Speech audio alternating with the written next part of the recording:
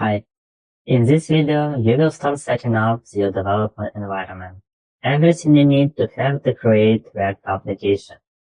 We need to have a few things. The first is the Visual Studio Code Editor.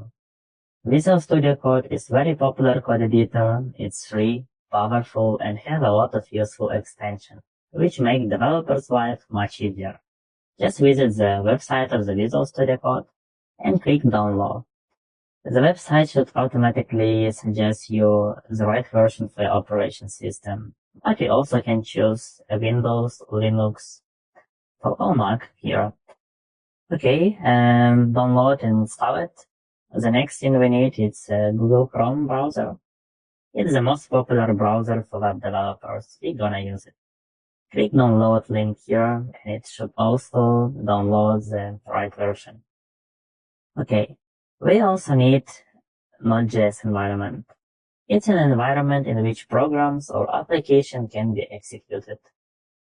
Node.js also has installed NPM, which is a package manager for Node.js packages. In easy words, it's NPM we will use for install React library, some libraries for React, or some other libraries we will need for our application.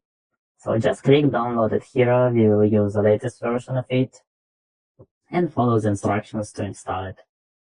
Okay, I already have installed all these things, and after you also finish it, please open the Visual Studio Code, and click Terminal and New Terminal. We need to check you have successfully installed the Node.js and NPM.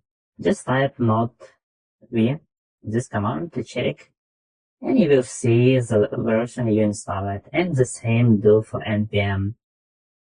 And you see the version you used for NPM. Okay, now click this code settings and settings again, and I'm gonna share some Visual Studio Code settings I use for my for my code editor, and click this icon to see the JSON configuration. So,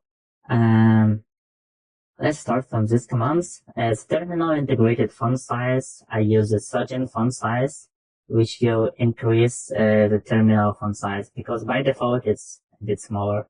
The same for the editor size.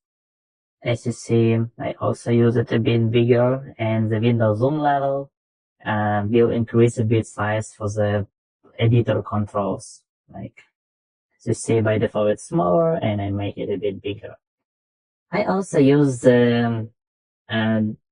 some custom theme for Visual Studio Code, because without it, it will look these colors, and I prefer Auto Dark theme.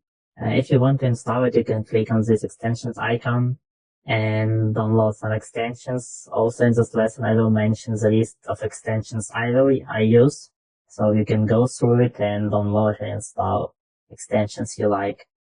Okay, see you in the next lesson.